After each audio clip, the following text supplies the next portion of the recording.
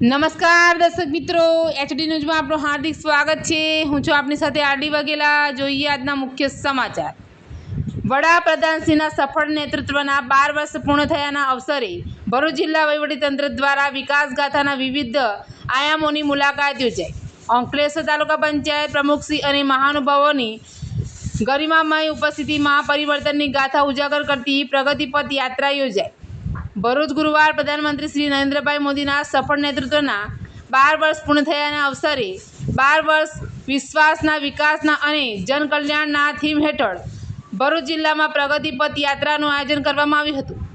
યાત્રાનો મુખ્ય ઉદ્દેશ્ય પ્રધાનમંત્રીના દૂરંદેશી નેતૃત્વ હેઠળ જિલ્લામાં થયેલ વિકાસ કાર્યો, જનકલ્યાણકારી યોજનાઓના લાભો અને પરિવર્તનની ગાથાને ઉજાગર કરવાનો હતો। ભરૂચ જિલ્લા સર્વગ્રાહી વિકાસના મોડેલ સહકારી, શૈક્ષણિક અને ઐતિહાસિક ગૌરવની પ્રતીત કરાવવા માટે જિલ્લા વહીવટીતંત્ર દ્વારા પ્રગતિપથ યાત્રાનું આયોજન કરવામાં આવ્યું હતું। આ પ્રગતિપથ યાત્રા બીજા દિવસે અંકલેશ્વર તાલુકા પંચાયત પ્રમુખશ્રી તથા અન્ય અધિકારીશ્રીઓની ગરિમામય ઉપસ્થિતિમાં જિલ્લાના વિવિધ વિકાસ પ્રકલ્પોનું મુલાકાત લઈ પ્રજા સમક્ષ વિકાસનું વાસ્તવિક ચિત્ર રજૂ કર્યું હતું। પ્રગતિપથ યાત્રાના બીજા દિવસે આધુનિક જનસેવા કેન્દ્ર કલેક્ટર કચેરી ખાતેથી શરૂ થઈ હતી, જ્યાં મામલતદારશ્રી દ્વારા સામાન્ય જનતાને એક જ સ્થળેથી ડિજિટલ માધ્યમ દ્વારા તમામ પ્રજાલક્ષી યોજનાઓનો લાભ, સુશાસન અને ડિજિટલ ગવર્નન્સના નવા આયાતો પ્રસ્થાપિત કરતી કચેરીની કામગીરી અને માર્ગદર્શન પૂરું પાડવામાં આવ્યું હતું।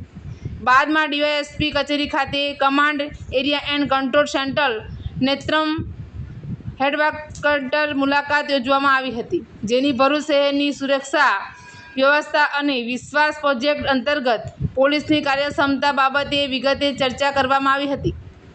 ત્યાંથી આગળ વધીને આ યાત્રા આત્મનિર્ભર ગુજરાતના વિઝનને સાકાર કરતો અને ગુજરાત સરકારનો ખૂબ જ મહત્વપૂર્ણ ભાડભૂત બેરેજ પ્રોજેક્ટની મુલાકાત કરી તબક્કાવાર કામગીરીનું વિસ્તૃત પ્રેઝન્ટેશન અને ઇન્ફ્રાસ્ટ્રક્ચર સુવિધાઓ અને પ્રોજેક્ટથી ભરૂચ જિલ્લાને થતા લાભો સાથે પ્રકલ્પોનું સમીક્ષા કરવામાં આવી હતી।